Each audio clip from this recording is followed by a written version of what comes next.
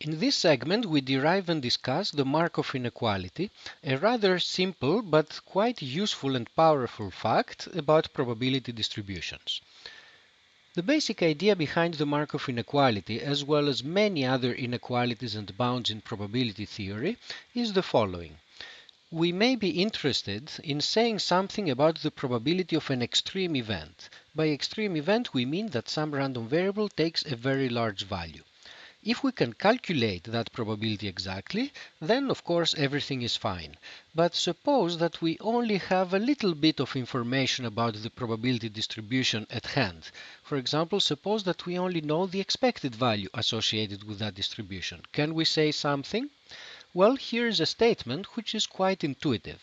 If you have a non-negative random variable and I tell you that the average or the expected value is rather small, then there should be only a very small probability that the random variable takes a very large value. This is an intuitively plausible statement, and the Markov inequality makes that statement precise. Here's what it says. If we have a random variable that's non-negative and you take any positive number, the probability that the random variable exceeds that particular number is bounded by this ratio. If the expected value of x is very small, then the probability of exceeding that value of a will also be small.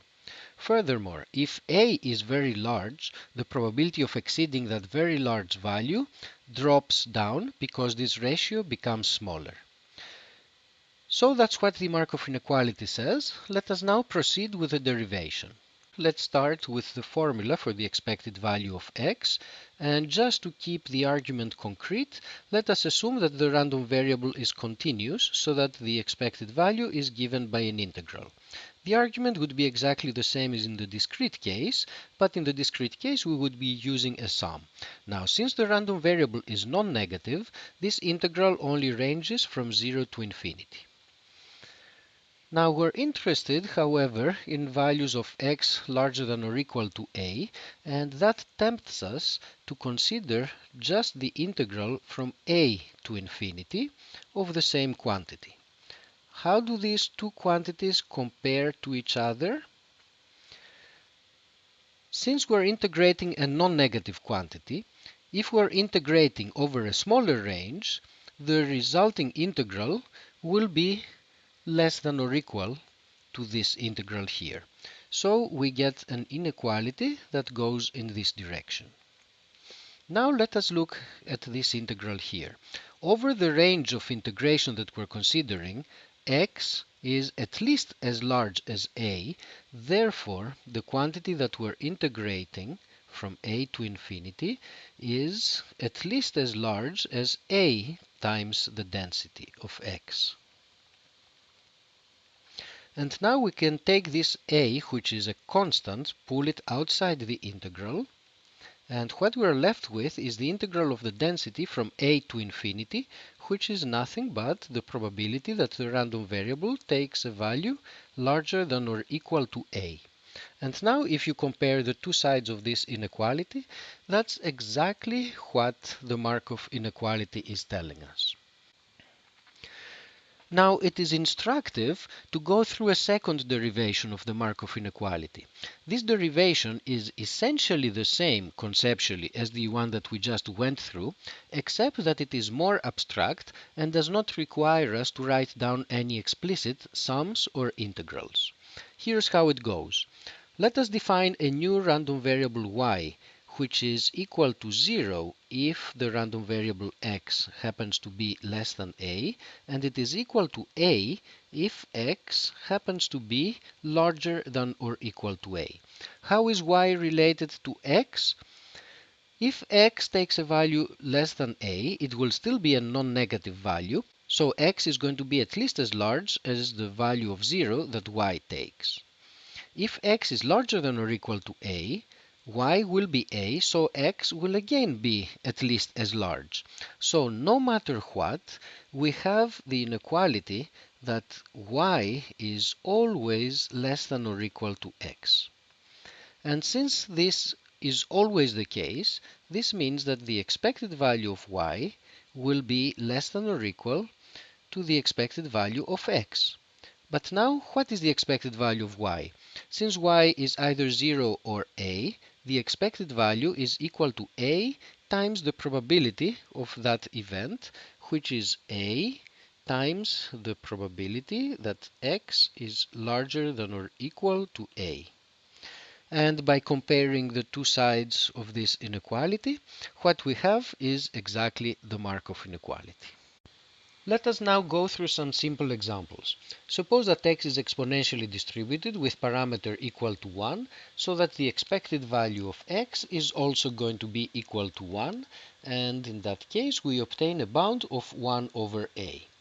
To put this result in perspective, note that we're trying to bound a probability. We know that the probability lies between 0 and 1. There is a true value for this probability, and in this particular example, because we have an exponential distribution, this probability is equal to e to the minus a. The Markov inequality gives us a bound. In this instance, the bound takes the form of 1 over a, and the inequality tells us that the true value is somewhere to the left of here. A bound will be considered good or strong or useful if that bound turns out to be quite close to the correct value, so that it also serves as a fairly accurate estimate. Unfortunately, in this example this is not the case, because the true value falls off exponentially with a, whereas the bound that we obtain falls off at the much slower rate of 1 over a. For this reason, one would like to have even better bounds than the Markov inequality, and this is one motivation for the Chebyshev inequality that we will be considering next. But before we move there, let us consider one more example. Suppose that x is a uniform random variable on the interval from -4 to 4. And we are interested in saying something about the probability that x is larger than or equal to 3. So we're interested in this event here. So the value of the density, because we have a range of length 8, the value of the density is 1/8. So we know that this probability has a true value of 1 over 8, which we can indicate on a diagram here. Probabilities are between 0 and 1. We have a true value of 1 over 8. Let us see what the Markov inequality is going to give us. There's one difficulty, that x is not a non-negative random variable, so we cannot apply the Markov inequality right away.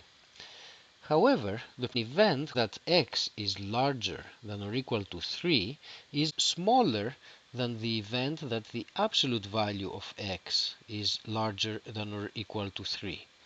That is, we take this blue event and we also add this green event, and we say that the probability of the blue event is less than or equal to the probability of the blue together with the green event, which is the event that the absolute value of x is larger than or equal to 3. So now we have a random variable which is non-negative, and we can apply the Markov inequality and write that this is less than or equal to the expected value of the absolute value of x divided by 3. What is the expectation of the absolute value of x? X is uniform on this range.